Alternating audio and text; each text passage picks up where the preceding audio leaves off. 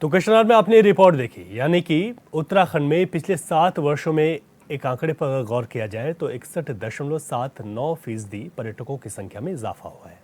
सत्ताधारी भाजपा का यह कहना है कि इसके पीछे की वजह यहाँ पर अच्छा इंफ्रास्ट्रक्चर, अच्छी सड़कें और तमाम पर्यटकों को सुविधाएं देना है। वहीं विपक्ष के भी अपने सवाल हैं। हमारे तमाम मेहमान हमारे साथ जुड़ गए हैं, इसी पर चर्चा करेंगे कि उत्तराखंड में बढ़ता हुआ जो पर्यटन है उसे किसकी उपलब्धि मान रहे हैं। हमारे साथ भाजपा से सत्यवीर सिंह चौहान हैं, भाजपा के प्रवक्ता हैं। सत्यवीर जी, आपका बहुत स्वागत। हमारे साथ कांग्रेस से गिरिराज किशोर जी हैं, कांग्रेस के प्रवक्ता हैं। गिरिराज जी, आपका बहुत स्वागत है। दीपक रावत यूकेडी के प्रवक्ता हमारे साथ हैं। दीपक जी, आपका बहुत स्वागत। और जयसिंह रावत जी, वरिष्ठ पत्रकार भी हमारे साथ वर्चुअल जुड़े हुए हैं। आपका भी सर बहुत स्वागत है। पहला जो सवाल है सत्यवीर जी आपसे है, पर्यटकों की संख्या का जो बढ़ता हुआ ये आंकड़ा है, इसे सरकार किस तरीके से देख रही है और क्या मायने हैं इसके? इसको अगर आपको पर्यटक जो उत्तराखंड में जो आप इस समय देख भी रहे हैं कि लगातार जिस प्रकार से उत्तराखंड में पर्यटक बढ़ रहा है, उसके बहुत सारे कारण हैं। सरकार ने जो नीतियां भी बनाई है और उत्तराखंड में पहली बार पर्यटन नीति भी बनी है उत्तराखंड गठन होने के बाद। अभी मुझे पिछले जो बजट आया था उससे पिछले साल का जो है उसमें ये इस प्रकार का प्रावधान किया है कि उत्तराखंड में पर्यटन नीति। तो जब उत्तराखंड की जो आर्थिक रीढ़ भी है पर्यटन के है और अन्य रिसोर्सेज भी है उत्तराखंड के, मगर जो पर्यटन है उत्तराखंड में बहुत बड़े स्तर पर है। कई तरह का पर्यटन है, धार्मिक पर्यटन भी है, आपका जो सैलानियों का पर्यटन भी है, और हमारे यहाँ बहुत सारे ऐसी झीलें भी है हमारे यहाँ, और बहुत सारे हमारी अन्य जैसे फॉरेस्ट है, और हमारे यहाँ जैसे राजा जी है, कॉर्बेट से लगते हुए एरिया है, तो तमाम वो हमारे पास यहाँ पर है। तो उन सब के लिए किस प्रकार से नीतियाँ बनानी थी, किस प्रकार से रोड कनेक्टिविटी देनी थी, किस प्रकार से रेलवे कनेक्टिविटी देनी थी, किस प्रकार से आपका एयर कनेक्टिविटी देनी थी, और कैसे केंद्र को और राज्य को जोड़ा जाए कि जिससे उत्तराखंड को पर्यटन में और लाभ मिल सके। उसके उदाहरण में 2-3 उदाहरण आपके सामने प्रस्तुत करना चाहूँगा। रोडों का तो हमने जाल बिछाया ही, और कनेक्टिविटी का भी हमने कम से कम दूरी में लोग पहुंच सके। पहले जैसे मैं उदाहरण के लिए बताता हूं कि ऋषिकेश से चिलियानी सौड़ तक के लिए जो हम चंबा होते हुए जाते हैं, बहुत ही अच्छा रोड बना हुआ, 2.5 घंटे में आप आराम से पहुंचते। पहले 5 से 6 घंटे में लगता था, मतलब जितना आने जाने में अब समय लगता है पहले एक तरफ समय लगता था। और कई सारे ऐसे काम भी चल रहे हैं। आदरणीय प्रधानमंत्री मोदी जी अपने आप खुद बद्रीनाथ में जाते हैं और वहाँ के गाँव में माणा गाँव में रुकते हैं, वहाँ देखते हैं, वहाँ रात को फिर पॉलिसी बनाते हैं। इसी प्रकार से वो आदि कैलाश में भी जाते हैं। जब खुद प्रधानमंत्री जी उत्तराखंड में आके इस प्रकार से लोगों के साथ संवाद करेंगे और उसके बाद वो पॉलिसी बनाने में उनको बहुत आसानी होगी। वही कारण है कि आदरणीय मुख्यमंत्री जी लगातार इसलिए चिंतित है। जैसे मानस खंड जो हमारा कुमाऊं में पड़ता है, मानस खंडमाला प्रोजेक्ट के लिए जिस प्रकार से उन्होंने पहल की है, और वो ये दिखाता है कि जो ये स्थिति में अलग वहाँ कुमाऊं में जो पर्यटन भी बढ़ा है अभी, वो इसी का एक नतीजा है कि प्रधानमंत्री जी खुद आ रहे हैं, मुख्यमंत्री जी स्टेप्स ले रहे हैं। और जिस प्रकार से ऑल वेदर रोड का निर्माण होना, जैसे हमें हरिद्वार से लेके पहले देहरादून तक पहुंचने में 2-3 घंटे लग जाते थे, आज आप 35 मिनट में पहुंच जाते हैं। और कनेक्टिविटी के लिए जैसे जैसे अभी हमारा डाटकाली पे केवल पहले एक सुरंग होती थी, अब 2-2, 3-3 सुरंगें बन हो गई है, 2.5 घंटे का हाईवे बन रहा है। और कनेक्टिविटी की जैसे पिथौरागढ़ से देहरादून तक, और पंतनगर से पिथौरागढ़, वो तमाम चीज़ों में हमने जिस प्रकार से इम्प्लीमेंट किया है धरातल पर, वो दिखा रहा है कि यहाँ पर पर्यटन बढ़ा है। पर्यटन बढ़ने से हमारी आर्थिक स्थिति तो बढ़ी है, इसमें सबसे ज़्यादा लाभ होता है उन छोटे छोटे लोगों को जो छोटे स्तर पर कारोबार करते हैं।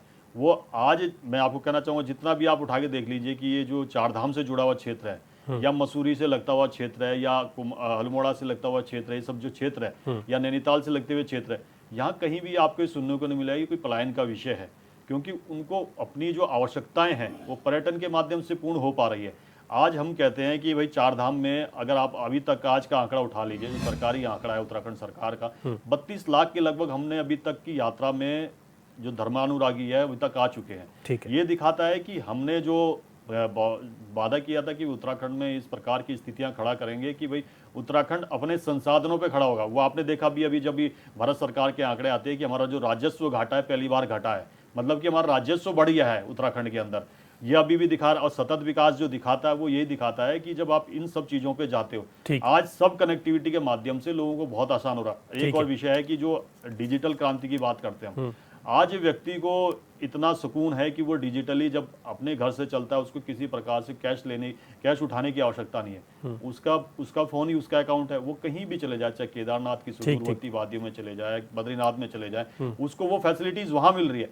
अब जैसे जैसे उनकी फैसिलिटीज को बढ़ाओगे, जो हमारी सरकार ने बढ़ाया है, जो तंत्र खड़ा किया है, उसके परिणाम आज दिखा रहे हैं, जो हम चर्चा भी कर रहे हैं, जो मैं प्रस्तुत कर रहे हैं। कांग्रेस से इसी पर सवाल ले लेता हूं। यही दिखाता है कि हमने जो स्ट्रक्चर खड़ा किया है, उसके परिणाम अब आते हुए सामने दिखाई दे रहे हैं। ठीक है गिरिराज जी, जिस तरीके से पर्यटकों की संख्या बढ़ रही है और भाजपा ने उसके मायने बता दिए, कांग्रेस किस नजर से देखती है इन तमाम चीजों को? रवि जी, मैं जो आज आंकड़े पेश हो रहे हैं भाजपा की तरफ से, मैं इन आंकड़ों पे नहीं जाऊंगा रवि जी। आंकड़ों की जो बाजीगरी है उसमें इनको मास्टरी, भाजपा को। उत्तराखंड वाकई जब पृथक राज्य के रूप में हमें मिला जी, उत्तर प्रदेश से हम अलग हुए, तो हम लोगों के पास एक सबसे बड़ी एसेट के रूप में रवि जी आज पर्यटन पे, टूरिज्म पे आज डिस्कशन है। तो चार धाम जो हमें हैं मिले हुए, जिसमें देवता वास करते हैं, यमुनोत्री, गंगोत्री, बद्रीनाथ जी है, केदारनाथ जी है। उसके अलावा पूरे अगर परिदृश्य में आप देखते हैं पूरे उत्तराखंड को, तो हमारे पास नेचर है, झीलें हैं, कई देवालय हैं, और ऐसी स्थिति है, बताऊं मैं आपको, कि वाकई श्रद्धालु जो है जब भी आता है, पूरे विश्व भर से आता है चार धाम की यात्रा करने के लिए, और लोग वाकई तरसते हैं कि वाकई हम लोग चार धाम की यात्रा करें। और भी जितने भी देवालय जो मैं डिस्कस कर रहा हूं आपसे, आने के लिए लोग लालायित रहते हैं।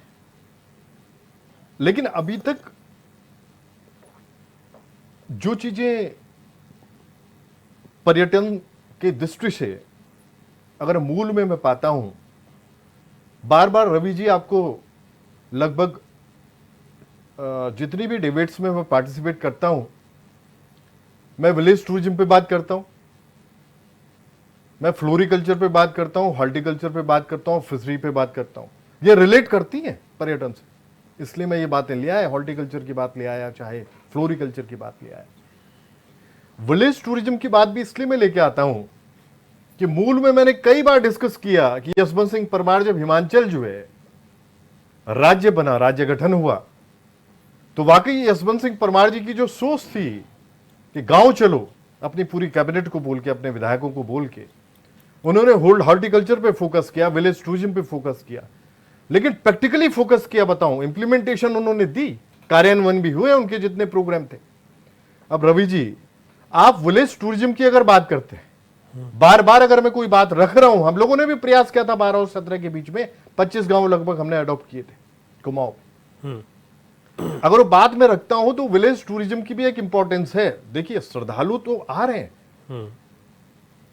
सरकार का ये दायित्व बनता है कि अगर वाकई जो है श्रद्धालु की संख्या लगातार बढ़ती जा रही है हर वर्ष जो है, तो आप उनको फैसिलिटीज जो है, जो उनको मिलनी चाहिए श्रद्धालुओं को, जो कि इस समय स्थितियां ऐसी थी, कुछ समय पूर्व जब हम बैठे थे, जब स्टार्ट हुआ था चारधाम यात्रा, उस समय रवि जी आपने भी देखा कई डिबेट्स उस पर हुई, और किस तरह की प्रॉब्लम्स क्रिएट होती थी, और कैसे श्रद्धालु परेशानी वाली मुद्रा में आते थे, और सरकार लास्ट मोमेंट में अलर्ट होती थी। ये सामने सारी चीजें हैं, ये विजिबल है। लेकिन सरकार तो ये कह रही है ना कि जब हम इन लोगों को सुविधाएं दे रहे तभी तो पर्यटन रवि जी ज्यादा। सुनिएगा, मैं आज बता रहा हूं आपको, सड़कें टूटी हुई हैं, आपदाग्रस्त क्षेत्र है, तब भी आपको श्रद्धालु जाते हुए पगडंडियों से दिख रहे हैं, कष्ट हो रहा है उनको, लेकिन वो फिर भी जा रहे हैं।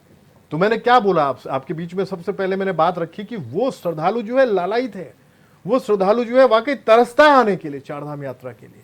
ठीक, तो ये उपलब्धि तब मानी जाएगी जब सरकार जो है पूरी तरह से डिवोटेडली जो है, अगर वाकई फोकस और कंसंट्रेट करे इन बातों पे। और आज जो चारधाम यात्रा के लिए इसके बाद जब कपाट बंद होंगे, उसके बाद पूरी तरह से अपने को प्रिपेयर करें, ठीक है, कुल प्रिपरेशन वाली मुद्रा में आए। ये चाह रहे हैं कि जो पर्यटकों की संख्या बढ़ रही है वो आना ही चाह रहे हैं, आप समझिए, लेकिन उनको पूरी रवि जी सुविधाएं भी ऐसा दें। रवि ठीक, जी मैं ऐसा आगे है, ऐसा है। और साथ में जो मैं बात विलेज टूरिज्म की कर रहा हूं कि आपको एक प्रोग्राम लेके आपको आना पड़ेगा, शायद जय सिंह रावत जी भी इस पे एग्री करेंगे कि आपको कुछ नहीं करना है। बार बार मैं इस बात को इसलिए रखता हूं कि वाकई भाजपा अगर जो है इस समय सरकार में है, शासित है 7 वर्षों से, और अगर मैं वाकई चिल्लाए जा रहा हूं एक बात के लिए कांग्रेस की तरफ से कि आप उस गांव को जो है, जो आज वाकई जहां से पलायन हो चुका है, लेकिन एक मास वहां पे है अभी, जो लोग जिनके पास संसाधन नहीं थे, जिनके पास नौकरियां नहीं थी, जो नहीं आ सकते थे, वो आज भी वास कर रहा है, वो आज सब्जियां भी उगा रहा है, उसके पास विपणन की व्यवस्था नहीं है, सुन लीजिएगा आप, वो सब कुछ फल भी उगा रहा है वहां पे, फल भी उसको कीवी भी मिल रहा है, उसको सब कुछ मिल रहा है, जो कोशिश कर रहे हैं। एग्जाम्पल है मेरे पास, बहुत सारे विजुअल्स भी है, मैं दूंगा आपको, ठीक है। लेकिन सबसे बड़ी बात यह कि आप उस गांव को हाइजीन करें। एक बहुत बड़ी अमाउंट नहीं आपकी लगनी है। आपने अभी प्रवक्ता एक जो थे इनके भसीन साहब, उनको मैं सुन रहा था कि उन्होंने संख्या बताई 4000 हमारे पास जो है होम स्टे जो है 4000 नंबर्स उन्होंने बताया। अरे भाई, जो बात हो रही है गांव को हाइजीन करने की हो रही, कुछ नहीं करना आपने। वो घर जो था वो पटाल वाला, उसको वैसे ही रहने दो, आप उसको हाइजीन करिए। टूरिस्ट आना चाहता है उस गांव में, उसी परिवेश में आना चाहता है, वही पहाड़ी व्यंजनों का स्वाद लेना चाहता ठीक है। है। तो आपकी ये सलाह है कि और इस पर भी वाकई काम इनकम किया ऑफ जाए, ठीक है। सोर्स ये सरकार के लिए बहुत बड़ा ठीक इनकम है। ऑफ सोर्स रेज कर सकती है सरकार। दीपक रावत जी, यूकेडी किस तरीके से देखती है? सरकार तो इसको लेकर गदगद है, प्रवक्ता उनके गदगद हैं, तमाम पार्टी की पर्यटकों की संख्या बढ़ रही है और अच्छी बात है उत्तराखंड के लिए, तो इस चीज को तो मानना चाहिए। नहीं, निश्चित रूप से यदि वर्तमान सरकार का ध्यान पर्यटकों को आकर्षित करने के ऊपर है और वो उसमें सफल भी हो रही है, तो निश्चित रूप से प्रदेश के लिए बहुत अच्छी बात है। और इसमें किसी रूप में भी हम इसका कटाक्ष इसलिए नहीं कर सकते क्योंकि कहीं ना कहीं पर एक बात, हम चाहे वो भारतीय जनता पार्टी हो, कांग्रेस हो, यूकेडी हो, कोई भी राजनीतिक दल हो, उसको ये बात समझनी पड़ेगी कि उत्तराखंड जैसे विषम भौगोलिक परिस्थितियों में जो राज्य है, जिसमें से 80 से 85% जो है सिर्फ पर्वतीय क्षेत्र है, तो वहाँ पर जो संभावनाएं हैं वो विकास की, वो संभावनाओं की जो मैदानी क्षेत्र है, मैदानी जिले हैं, मैदानी जो हमारे राज्य हैं, उनके अपेक्षा यहाँ का जो विकास है वो सीमित है। और हमारे पास जो संसाधन है, उन संसाधनों के ही से हम अपनी आय अर्जित कर सकते हैं। और उसमें सबसे ज़्यादा जो इम्पोर्टेंट है वो है पर्यटक भी हमारा, जो हम आपने पहले भी जब डिबेटें करी हैं, तो 3 तरीके के पर्यटक हमारे पास निश्चित रूप से आते हैं। एक पर्यटन जो पर्यटन करने के लिए आता है, एक तीर्थटन जो हमारे तीर्थों को जो तीर्थ करने के लिए आता है, जिसमें हमारे चारों धाम जो हैं, जितने देवालय हैं, शिवालय हैं, जितने उनके दर्शन करने लगाता है। और एक बहुत इंपॉर्टेंट तीसरा पार्ट है साहसिक खेल, एडवेंचर्स के लिए। तो ये सभी के लिए जितने भी हिमालय राज्य हैं, उनमें सबसे उपयुक्त शिमला बहुत ज़्यादा हमसे आगे है, क्योंकि वो हमसे पहले चीज़ों पर उसने ध्यान दिया। उसके बाद अब हम जिस तरफ अब बढ़ रहे हैं, ध्यान दे रहे हैं, निश्चित रूप से रवि जी, ये बहुत सारी संभावनाएं हैं। और जिस तरीके से साल दर साल 24 साल जब इस प्रदेश को हो चुके हैं, हमारा राजकोषीय घाटा लगातार बढ़ता जा रहा है। बड़ी बड़ी इंडस्ट्रियां यहाँ पर नहीं आ रही हैं, स्टेब्लिश नहीं हो रही हैं। तो अब निश्चित रूप से अब यही एक मात्र विकल्प रह गया है कि हमारे पास जो प्राकृतिक संसाधन हैं, उन्हीं का दोहन करके, उनका सही ढंग से सुनियोजित तरीके से दोहन करके पर्यटकों की संख्या बढ़ाई जाए, उन्हीं के साथ ही हमारी आय के स्रोत बढ़ाए जाए। रवि जी, पर यहाँ पर सबसे महत्वपूर्ण क्या है कि क्या उस आय के साधन से यहाँ के मूल निवासियों का भी फायदा हो रहा है, नहीं हो रहा है? क्योंकि एक उदाहरण मैं आपको देना चाहूंगा जो समाचार पत्रों के माध्यम से और आपके माध्यम से आया था। टिहरी झील का जब उसका टेंडरिंग निकलती है, तो कुछ कारणों से वो भारतीय जनता पार्टी के जो हमारे धर्मस्व मंत्री हैं, उनके बेटे के नाम से निकलता है। उसके बाद जब अखबारों के माध्यम से पता चलता है, तो वो वापस अपना नाम ले लेते हैं, अनिच्छा जताते हैं। उस अप्लाई किया था, लेकिन अब देखिए, अब वो टेंडर किसके पास है? अब वो टेंडर हरियाणा के किसी उद्योगपति के पास है। कहने का मतलब मेरा यह है कि यदि सुविधाएं हम दे रहे हैं, यहाँ का जो जहाँ के संसाधनों का यूज हम कर रहे हैं, यहाँ के संसाधनों का दोहन अगर हमारे लोग कर रहे हैं, तो आय के साधन, आय के स्रोत और रोजगार भी यहाँ के लोगों का बढ़ना चाहिए, लोगों को मिलना चाहिए। तो सरकार को इस पर भी ध्यान देना चाहिए कि अगर उनके पास विकल्प के रूप में यहाँ के निजी लोग, यहाँ के जो मूल निवासी रहते हैं, चाहे वो किसी भी रूप में हो, अगर किसी उसमें उनको मौका मिले उनको देने का, तो उनको प्राथमिकता देनी चाहिए, नस्बत यहाँ के बाहर के जो लोग हैं उनको। बहुत सही बात है। मैं जय सिंह रावत जी पे जा रहा हूँ, वरिष्ठ पत्रकार हैं। सर, आज हम पर्यटकों की बढ़ती हुई संख्या पर चर्चा कर रहे हैं, इसको हम कैसे समझ सकते हैं और ये कितना महत्वपूर्ण है कि प्रदेश में अगर पर्यटकों की संख्या बढ़ रही है? पहले तो पर्यटन के बारे में हम सबको समझना चाहिए और हमारी सरकारों को समझना चाहिए, हमारे जो पॉलिसी मेकर हैं उनको समझना चाहिए। जो पर्यटन की जो परिभाषा है, जो ज्ञात परिभाषा है, वो है कि a pleasure trip, a pleasure tour, जहां हम आदमी कहाँ के लिए जाता है, आत्मिक सुख के लिए जाता है। आत्मिक सुख कहाँ मिलता है उसको, नई जगह जानने में मिलता है। जैसे हम अखबार क्यों पढ़ते हैं, वो टेलीविजन क्यों देखते हैं, नई चीज सुनने के लिए करते हैं। वैसे ही मनुष्य का एक स्वभाव होता है कि वो नई चीजें, नया अनुभव करे। नया अनुभव कब करेगा, जब नई जगह जाएगा। नई जगह जाएगा तो नए खान पान, नए वस्त्र, नया कल्चर, सारी चीजें देखेगा। This is the tourism. और आज की तारीख में tourism is biggest, largest industry of the world. Automobile से, बाकी कृषि से, सबसे बड़ी इंडस्ट्री आज दुनिया में है तो है टूरिज्म, जिसमें मैक्सिमम लोग एम्प्लॉयड हैं। आप समझते हैं। लेकिन वो क्यों है, इसीलिए व्यापक है। अभी एक हमारे किसी प्रवक्ता ने बोला भी है कि ये तो आज व्यापक हो गया। अब मेडिकल टूरिज्म भी हो गया, आपका हॉर्टिकल्चर टूरिज्म हो गया, आपका क्या कहते हैं इको टूरिज्म हो गया, आपको एडवेंचर टूरिज्म हो गया, आपको नेचर टूरिज्म हो गया, आपको कल्चरल टूरिज्म हो गया। अरे शादी का भी टूरिज्म हो गया। जी जी। लोग वहां 1.5-2 करोड़ लोग आते हैं राजस्थान में, विदेशी आते हैं, वो शादी करके चले जाते हैं। थोड़े बहुत कभी कभी हमारे ऋषिकेश भी आते हैं, वहाँ हिंदू अपने रीति रिवाज से वो शादी कर लेते हैं। ये व्यापक चीज है, ये हमको समझनी चाहिए। आप 3 करोड़ बोले, ये 3 करोड़ कौन है, आप जानते हैं कौन है? ये विजिटर हैं। जो ये यहाँ के उत्तराखंड में जो लोग आए होंगे, बसों से आए होंगे, टैक्सियों से आए होंगे, ये आंकड़े उसके होते हैं। ये हम तब से आज ये गदगद हो रहे हैं, ये सरकार हो रही है। इससे पहले वाली सरकारें भी गदगद होती रही हैं कि भाई इतने करोड़ लोग।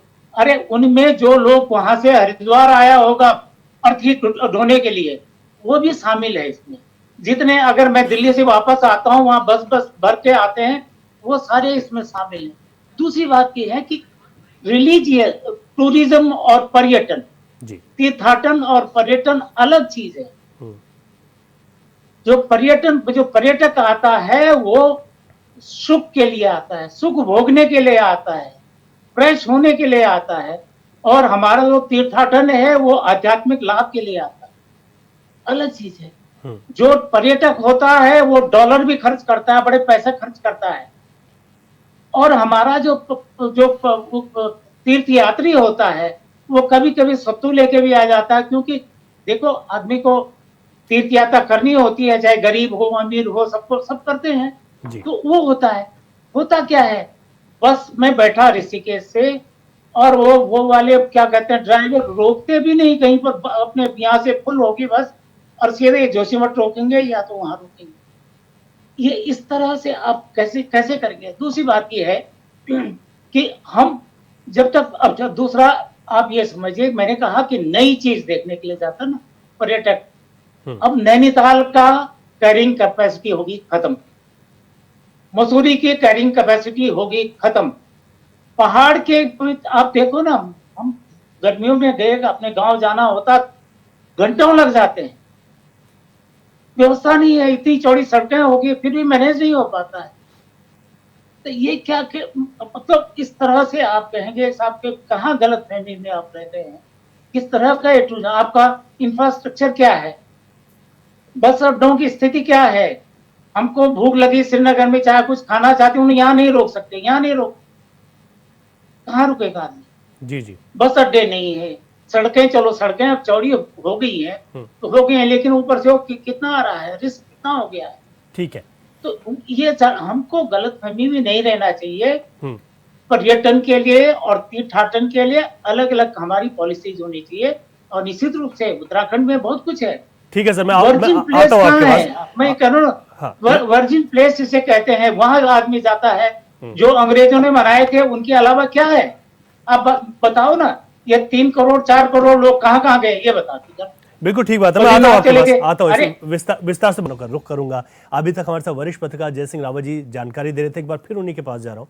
सर, जिस तरीके से आप बता रहे थे, आप ही की बात को आगे बढ़ाएंगे, लेकिन साथ ही साथ इंफ्रास्ट्रक्चर एक बहुत महत्वपूर्ण भूमिका निभाता है। इस पर भी साथ में जवाब चाहूंगा कि कितनी हमारी सरकारें कर पाई हैं इस चीज को।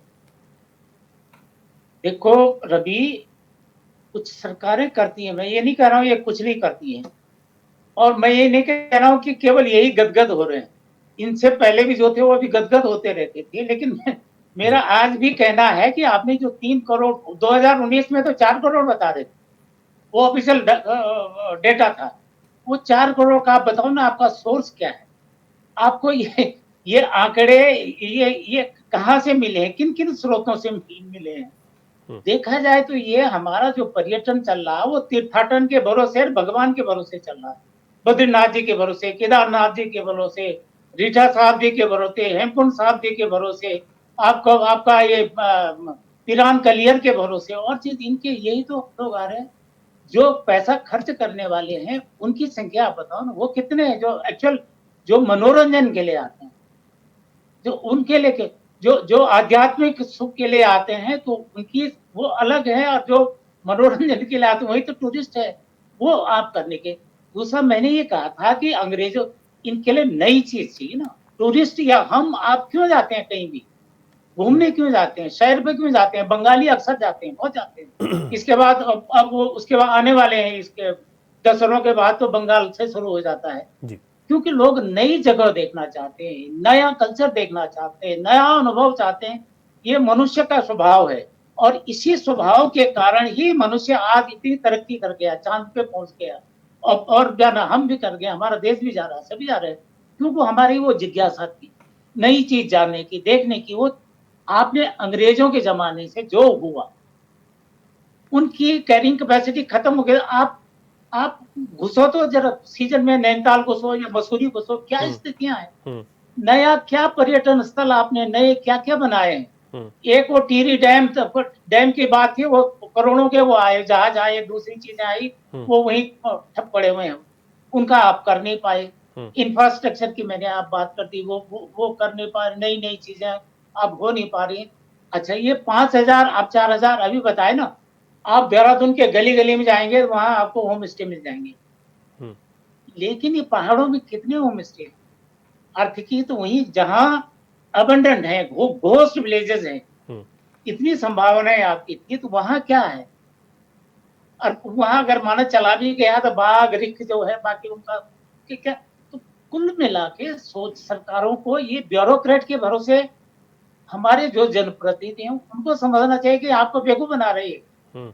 ब्यूरोक्रेट बेवकूफ बना रहे हैं, हमारे नेताओं को बेवकूफ बनाते हैं, मंत्रियों को बेवकूफ बनाते हैं, सरकारों को बेवकूफ बनाते हैं। वो जो जो कावड़िए भी आते हैं उनको भी, जो पैदल चल के आ रहे हैं कंधे में डूब, उनको भी आप पर्यटक बता देंगे। अगर वो कावड़िए पर्यटक नहीं तो आप बताओ 3 करोड़ का सोर्स क्या है आपका, या 4 करोड़ का? मैं केवल इस सरकार, इस पिछली सरकारें भी ऐसे जी जी जी, जी। हम 50 बार तो ये सवाल उठाते रहे कि आप अपना सोर्स बताओ कि कहां से आए, ये कौन से टूट, और इतने 3 करोड़ अगर आएंगे तो सरकार की कितनी रेवेन्यू हो जाएगी, कितने रेवेन्यू आती है सरकार की? तो वो वाली बात है, यहाँ संभावना है, लेकिन हवा में काम नहीं चलेगा, सबको सीरियस रहना चाहिए, और ये बोलना चाहिए बद्रीनाथ इतने आगे, केदारनाथ, वैली ऑफ फ्लावर कितने गए, वो आपके बाकी कुमाऊं में कितने लोग गए, नए वर्जिन प्लेसेस में कितने गए? ठीक है सर, ठीक है, वो सब चीजें बिल्कुल ठीक बात की। अब मैं सत्यवीर चौहान जी आपसे एक सवाल ले रहा हूँ। कुछ चीज़ें हैं कि सरकार ने नया क्या किया, कुछ चीज़ें तो हमारी हैं, वहाँ पर तो पर्यटक आ ही रहा है, जो तीर्थयात्री हैं वो पहुँच रहे हैं धामों में, पर्यटक यहाँ पर आ रहा है, नया किस तरीके से किया गया? जय सिंह रावत ने बोला कि जो धार्मिक के रूप में आ रहे हो पर्यटक में नहीं है। चलो मैं उनकी बात को थोड़ी देर मान भी लेता हूँ। नहीं, उन्होंने कहा कि वो तीर्थयात्री हैं। हाँ, तीर्थयात्री मान लेता हूँ, पर्यटक की श्रेणी में उसको नहीं काउंट कर रहे हैं वो। आपने जो अभी डेटा आपने भी जो प्रस्तुत किया है सरकार ने, आपने भी सरकार से लिया है, वो 3 करोड़ का डेटा है। मैं पिछले साल की ही यात्रा का अगर आपको बताऊं कि 58 लाख था उसमें आपके जो 4 धाम की यात्रा, 1 लाख आप जो हमारे जो सबसे ऊपर जो तुंगनाथ है वहाँ पे गए थे, जो तीर्थ यात्री थे 59 लाख हो गए। मैं कहता हूँ कि 50 लाख इस तरीके से उत्तराखंड में और भी धार्मिक स्थल है उनका लगा लीजिए, 1 करोड़ हटा दीजिए। अगर 2 करोड़ भी आ रहा है उत्तराखंड में तो उत्तराखंड की जनसंख्या से भी ज़्यादा आ रहा है। तो आप सोचिए कि उत्तराखंड में इस प्रकार का माहौल खड़ा करना, इस प्रकार की स्थितियां खड़ा करना ये उत्तराखंड के बेहतर के लिए है, उत्तराखंड के भविष्य के लिए है कि उज्जवल भविष्य है।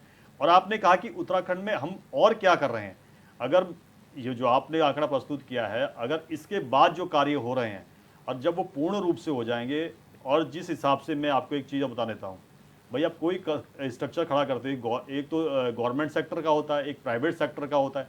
प्राइवेट सेक्टर में कोई छोटा कंस्ट्रक्ट करता है, कोई बड़ा करता है, उसको आवश्यकता होती है कि लोन, और लोन को उसको कैसे बैंक से इजी मिले, इजी वे कैसे बने उसका, वो हमारी सरकार ने पॉलिसीज बनाई है। आज तमाम क्षेत्रों में, पहाड़ में आप जाके देख लीजिए, मैं अभी कुछ 10 दिन पूरा लगा के आया हूँ और कई जगह चक्राता के उन क्षेत्रों में घूम के आया हूँ जहाँ कभी देखने को भी होटल्स नहीं मिलते थे, ढाबे नहीं देखने को मिलते थे। उन सभी से पूछा मैंने कि आपका ये जो स्ट्रक्चर खड़ा किया है, इसके लिए आपने जो धन की आवश्यकता थी वो कहाँ से करी? उन्होंने कहा हमने बैंक से करी है। तो मैं बैंक में आपको क्या कोई प्रॉब्लम? उन्होंने कहा कोई प्रॉब्लम नहीं है। तो सबसे महत्वपूर्ण ये हो जाता है जब बैंक आपको लोन देना शुरू कर देता है, आसानी से लोन देना शुरू कर देता है, तो इस प्रकार की गतिविधियां होती है।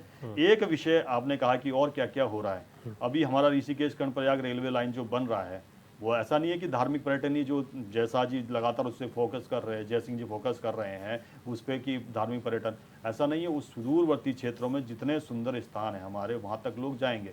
और ये अभी हमें, जैसे अभी हमारी सरकार ने जो घोषित भी किया है जी, चक्राता में जो न्यू टाउन बनना है, वो भी पर्यटक दृष्टि से जो आपका एशिया का सबसे जो डेंस फॉरेस्ट भी है, और जो फॉरेस्ट जो आपके ये फॉरेस्ट के जो स्टूडेंट्स होते हैं जो इंडियन सर्विसेज के थ्रू जाते हैं, उनकी लास्ट ट्रेनिंग भी वहीं पे होती है। सबसे डेंस फॉरेस्ट है एशिया का, वहाँ पर देवदार का, और सबसे अच्छा देवदार है, और बहुत सुंदर सुंदर प्लेस है वहाँ। देवबन है, मुंडाली है, कोटी कनासर है, कई स्थान है। तो वहाँ पर भी जिस एक क्षेत्र में जिस प्रकार से new town new town city बनाई जा रही है चक्राता की, वो भी हमारी सरकार की दृष्टि है कि वो उस क्षेत्र में भी। और अभी जो हमारा जो पोंटा साहिब से लेके देहरादून तक जो हाईवे भी बन रहा है, नेशनल हाईवे, और हमारा पोंटा साहिब से हिमाचल को कनेक्ट करते हुए और ये पूरा त्यूनी को कनेक्ट करते हुए, शिमला को कनेक्ट करते हुए वो हाईवे बन रहा है पूरा। और दिल्ली से देहरादून तो बन ही रहा है, और ऋषिकेश कर्णप्रयाग रेलवे लाइन बन ही रहा है। हमारी सरकुंडा जो शक्तिपीठ है, वहाँ पर हमें पहले पैदल जाना पड़ता था, बहुत से लोग नहीं जाना पड़ते थे, वहाँ पर अब रोपवे का निर्माण हो गया है। ऐसे ही केदारनाथ के लिए भी रोपवे का निर्माण की अनुमति मिल चुकी है, वित्तीय स्वीकृति भी मिल चुकी है, यमुनोत्री के लिए मिल चुकी है, हेमकुंड के लिए भी मिल चुकी है। और यहाँ से आपके ये डोईवाला विधानसभा से लेके यमुनोत्री के खरादी में और गंगोत्री तक रेलवे लाइन के लिए डीपीआर बन के तैयार है। और इसी तरीके से हमारे कुमाऊं में कई जगह पर, टनकपुर से लेकर तमाम क्षेत्रों को हमारे वहाँ पर की रेलवे का जो अनुमति मिलनी थी वो मिल चुकी है।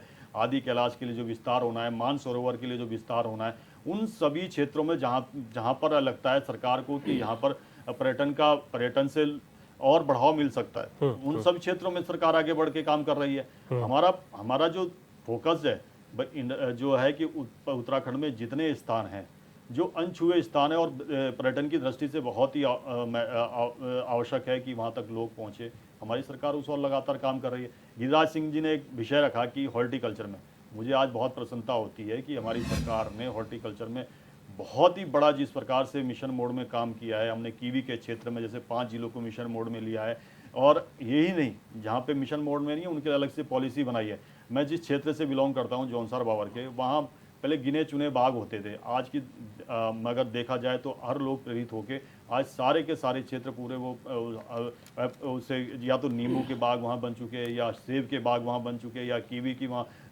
फसलें लग चुकी है। वो तमाम आज हॉर्टिकल्चर से जुड़े हुए हैं। और आज उनको सबसे आवश्यकता होती थी हॉर्टिकल्चर के बाद, जब उनकी फसल तैयार हो जाती है, उनके लिए जो सेब के जो पेटियां होती है, कई समय होते हैं कि फसल तैयार है, पेटियां नहीं है, हमारी सरकार उन तक, उनके बागान तक पहुंचाने का काम कर रही है।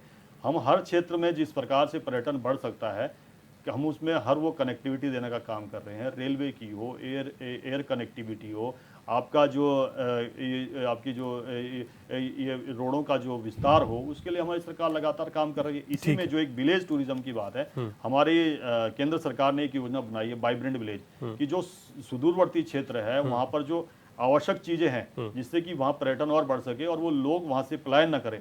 हमारे उत्तराखंड के 51 गांवों को उसमें चयनित किया गया, और मुझे लगता है कि उसका 20 करोड़ के लगभग, जहाँ तक मुझे पूरा याद नहीं है उसका डेटा, मगर 20 करोड़ के लगभग उसको हमें रिलीज भी हो चुका है कि उन गाँव में ये जो आवश्यक है उन चीज़ों को किया जाए। ठीक है। हमारी केंद्र सरकार भी मदद कर रही है और राज्य सरकार भी अपने उस पर काम कर रही है। मतलब ये जब कांग्रेस यहाँ पर सत्ता में थी, तो उस वक्त जो कांग्रेस की कोशिशें थी उनसे आप अपने आप को बहुत आगे पा रहे, तो आप लोगों को ये दावा है। ये आपके सामने ये आंकड़े, इसमें तो किसी प्रकार का कोई प्रश्न ही नहीं है। ठीक है। अब उस समय का आकलन कर लीजिए और आज का आकलन कर लीजिए। ठीक है, गिरिराज जी, ये आप भाई पिछले 7 सालों में, आप 7 सालों का आंकड़ा प्रस्तुत कर रहे हैं, तो पिछले 7 सालों से पहले तो ये इतना आंकड़ा नहीं रहा होगा। इसलिए और आप अगर आप ठीक। धार्मिक दृष्टि से देख ले, पहले इतना कहाँ था। ठीक है गिरिराज जी, जो आपने सवाल भी उठाया आज था की डेट में ग्रामीण देखिए इलाकों कितना का, हो आपने गया। सवाल उठाया था, उस पर भी जवाब दिया। संतुष्ट हैं आपके सवाल रवि जी। जवाब से? मैं अभी जय सिंह रावत जी से अपने को संबद्ध करूंगा। वो जो अभी मूल में बात रखी है उन्होंने, वो भी लगभग जो उन्होंने मूल पकड़ा इस विषय का, ग्रामीण क्षेत्र को पकड़ा। आज सरकार अगर आंकड़े पेश कर रही है, वो आंकड़ों की भी बाजीगरी जो मैंने बोला, वो सारी बातें उन्होंने रखी जय सिंह रावत जी ने। और मूल में जो विलेज टूरिज्म पे मैंने बात की, अगर आप आज ये कह रहे हैं कि साहब 4000 हमने जो है आज यहाँ पे होम स्टे काम कर रहे हैं, होम स्टे की तरफ हम लोग बढ़े हैं।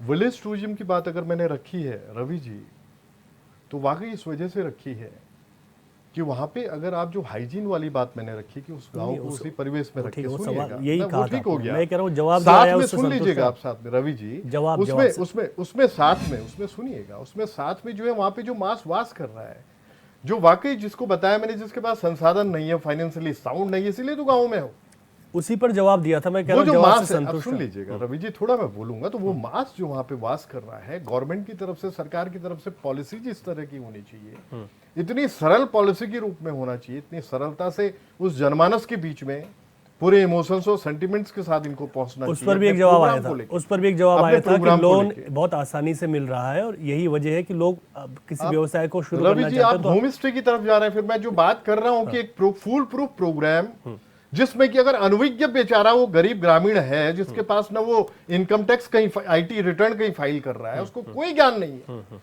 उसको अगर आपको पोषित करना है, उसको अगर वाकई उसको फाइनेंशियली साउंड करना है, उसको, उसके बच्चों को रोजगार वहां पे बच्चों को मिलेगा। जो मास पलायन अब जिसने नहीं किया, जिस मास ने, वो लोग इससे जो है, अगर विलेज टूरिज्म की बार बार मैं बात करता हूँ, हॉर्टिकल्चर की तरफ अगर मैं मूल में बात करता हूँ कि वाकई सेब अगर वहां का डिलीशियस हो रहा है हिमाचल का, तो वहां साइंस इन्वॉल्व है, यहाँ साइंस इन्वॉल्व, आज भी अदना सा सेब है।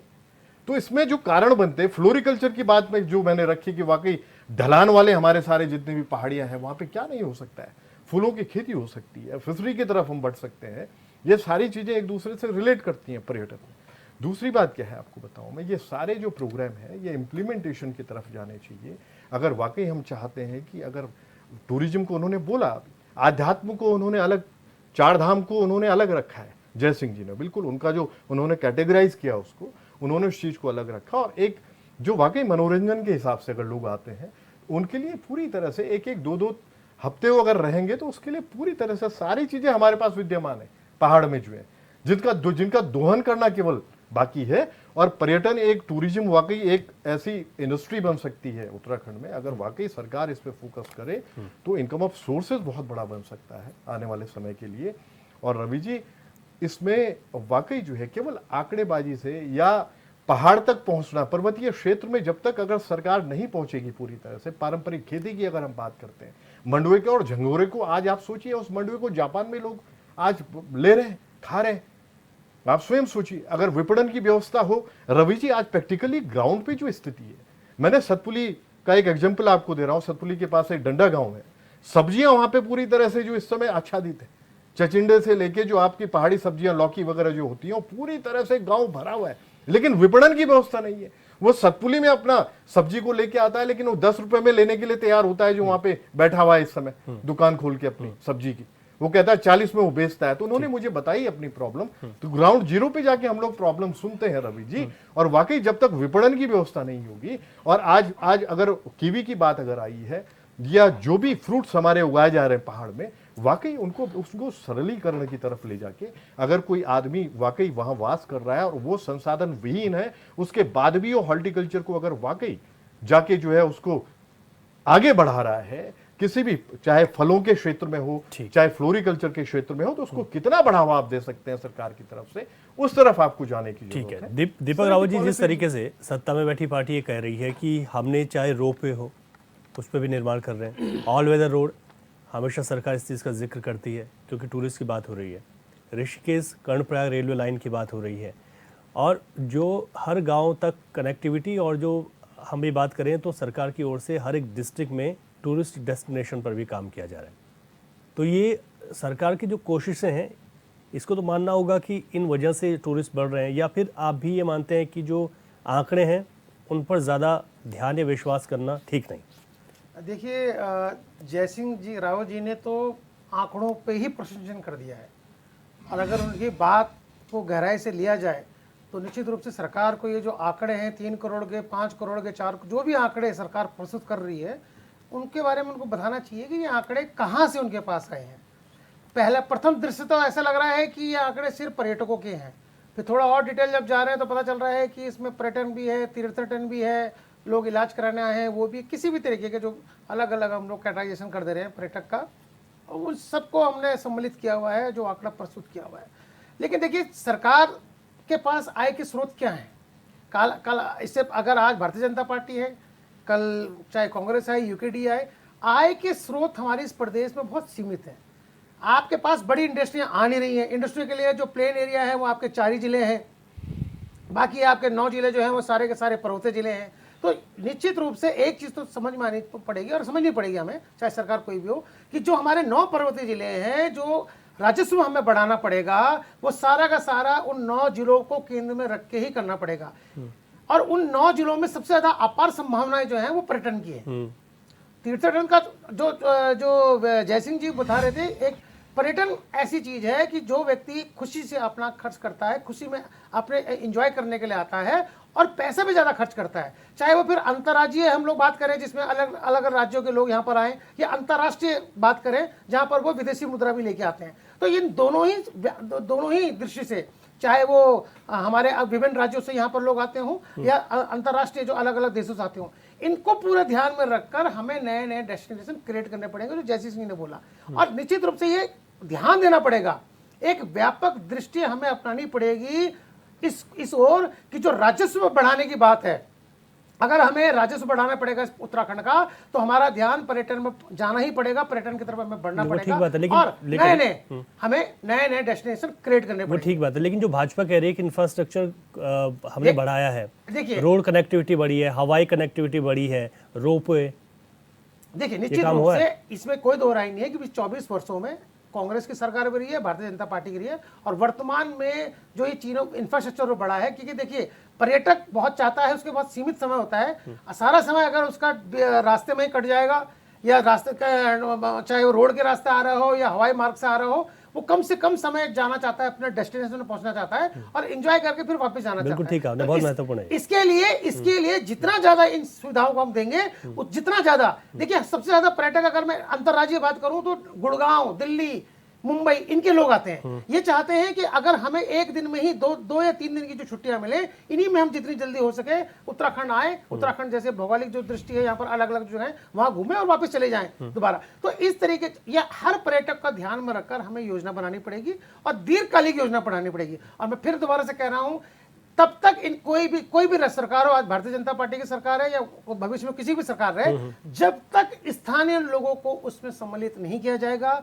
उनके साथ मिलकर उनको ध्यान में रखकर योजनाएं नहीं बनाई जाएंगी, तब तक इसमें किसी भी प्रकार की प्रगति होना असंभव है। तो ये विशेष रूप से सरकारों को ध्यान में रखना ठीक है, ताकि रोजगार स्थानीय लोगों को रोजगार मिल सके, और उसमें बढ़ चढ़ के भाग सके, सहयोग कर सके सरकार। ठीक है, आज की चर्चा पर फाइनल कॉमेंट ले रहा हूँ तीनों पॉलिटिकल पार्टी से। सत्यवीर चौहान जी, फाइनल कॉमेंट आप। हाँ रवि जी, हमारे लिए सबसे जो कठिन समय था वो कोविड का समय था, 3 वर्ष का। आपने 7 वर्ष के आंकड़े प्रस्तुत करे, अगर मुझे लगता है कि कोविड ना होता तो ये आंकड़े और बढ़ के आते। हमने उस परिस्थिति को भी झेला, उसके बाद यहाँ पर जिस प्रकार से हमने स्थितियाँ को दोबारा से कंट्रोल किया, तो आज उतनी प्रसन्नता नहीं है कि भाई इतने आंकड़े आए। हम जब और जो हमारा जो टारगेट है, जब उस पर हम पहुँच जाएंगे, तब मुझे लगता है कि प्रसन्नता का विषय और बनेगा। और ये मैं बताना चाहता हूँ कि भाई उत्तराखंड में बहुत संभावना है। जो जैसे कांग्रेस के प्रवक्ता ने कहा कि भाई जो हमारे मोटे अनाज है, आदरणीय प्रधानमंत्री मोदी ने तो उसको विश्व पटल पे उठाया कि श्री अन्न योजना के माध्यम से। और जब वो बद्रीनाथ गए थे तब वहाँ पर जितने भी स्टॉल लगे थे उन लोगों से उन्होंने संवाद किया।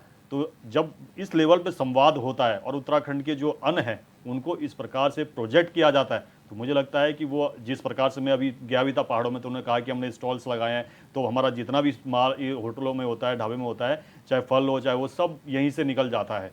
और ये एक और विषय कहता हूँ मैं कि कनेक्टिविटी का जो इशू है सबसे महत्वपूर्ण होता है। हमारा जो जॉली ग्रांट एयरपोर्ट, हम देहरादून के अंदर बैठे हैं, पहले वहाँ चंद फ्लाइटें उड़ती थी।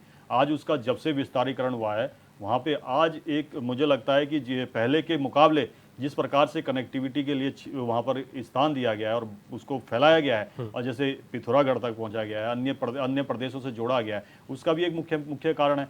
हमारा प्रयास है कि उत्तराखंड में जो भी सुदूरवर्ती क्षेत्र है पर्यटन की दृष्टि से महत्वपूर्ण है, लोगों को जो पर्यटन से जोड़ा जाए, उनकी आर्थिक स्थिति को मजबूत किया जाए, उसके लिए हमारी सरकार प्रयासरत है। और हमारी जो केंद्र और राज्य की सरकार की जो नीतियां हैं वो यही दिखाती है कि जो पर्यटन यहाँ उत्तराखंड में बढ़ रहा है शांति से हो रहा है, किसी प्रकार की यहाँ कोई अनहोनी देखने को नहीं मिली। शांति प्रिय प्रदेश है, उसकी संस्कृति को जिस प्रकार से लोग आके उसका आनंद ले रहे हैं वो हमारे लिए भी गौरव का विषय है कि उत्तराखंड आज इस मुकाम पर पहुंचते हुए दिख रहा है। ठीक है, गिरिराज किशोर जी, फाइनल कमेंट। रवि जी, आज भाजपा की स्ट्रांग विल जो है, सरकार की स्ट्रांग विल पे डिपेंड करता है कि जितना डिस्कशन आज विलेज टूरिज्म पे हुआ है, अगर आप वाकई उस क्षेत्र में आगे बढ़ते हैं तो विलेज टूरिज्म में एक सबसे बड़ा बेनिफिट जो है, जितना भी हाइजीन करने की, और सुदूर पर्वतीय क्षेत्र में जो वाकई जो गांव हैं जो आज वीरान पड़े हुए हैं, कुछ लोग वहाँ वास तो कर रहे हैं लेकिन वीरानी है, उसको आप जो है बहुत अच्छे से प्लान करके, हाइजीन करके, और अपने जितने भी पर्यटन विभाग के आपके जो अधिकारी होते हैं जो वाकई नहीं पहुँचते हैं, डेस्टिनी तक नहीं पहुँचते हैं, सुन लीजिएगा रवि जी, आज अगर ये पर्यटन विभाग में जितने भी इनके अधिकारी हैं अगर वो वाकई जाना शुरू कर दें, विजिट शुरू कर दें, इनके जनप्रतिनिधि जो है, आज में मंत्रीगण भी हैं, चाहे सरकार में चाहे विधायकगण हैं, पक्ष के हों विपक्ष के हों, अगर वो अलर्ट मोड में आते हैं और वाकई इस तरफ ध्यान देते हैं तो एक इनकम ऑफ सोर्स, वो लोग तो लाभान्वित होंगे ही जो गाँव में है, जो घर में, उनको तो जोड़ना ही है उससे, वो तो उनकी सहमति के बिना कुछ नहीं होगा। लेकिन अगर वो शेयर होल्डर होते हैं तो सरकार की भी एक बहुत बड़ी आय का एक स्रोत बनेगा, इनकम ऑफ सोर्स रेज होगा। विपक्ष के नाते आपका एक अच्छा सुझाव है। ये सारी चीजें हो सकती हैं अगर ये इम्प्लीमेंटेशन की तरफ बिल्कुल ठीक है। और वाकई एक चीज और मैं रखना चाहूंगा कि इंफ्रा के नाम पे आप इंफ्रा, अगर वाकई केदारनाथ जी में इस समय इंफ्रा इन्होंने तैयार किया, तोड़फोड़ जो हुई है उसमें जो छोटा जो व्यवसायी था रवि जी, वो परेशानी की मुद्रा में आया, कष्ट की मुद्रा में आया। तो सरकार इस तरह से आगे बढ़े कि वाकई सारी चीजें, पर्यटन भी अपनी जगह जो है बढ़े, फले फूले, और सारी चीजें अपनी जगह जो बात रखी गई है विलेज टूरिज्म, ठीक है, ये फ्लोरिकल्चर। समय इतना ही है, आगे बढ़ने की इजाजत नहीं दे रहा है। सत्यवीर चौहान जी, गिरिराज किशोर जी, दीपक रावत जी और इससे पहले जय सिंह रावत जी भी हमारे साथ जुड़े हुए थे। आप सबका बहुत शुक्रिया इस चर्चा में भाग लेने के लिए। कुल मिलाकर अगर आंकड़ों पर गौर करें तो प्रदेश में पर्यटकों की संख्या पिछले 7 सालों में 61.79% बढ़ी है, जो कि उत्तराखंड के लिए अच्छी बात है। लेकिन इन पर्यटकों के आने से उत्तराखंड को कितना फायदा पहुंच रहा है, यहाँ का जनमानस अच्छी तरह समझता है, चाहे सत्ता पक्ष में बैठी पार्टी या विपक्ष के किसी भी तरीके के आरोप प्रत्यारोप हों। लेकिन प्रदेश के लिए अच्छी बात है तीर्थाटन भी और पर्यटकों का भी यहाँ पर पहुँचना। क्वेश्चन आवर में इतना ही। नमस्कार।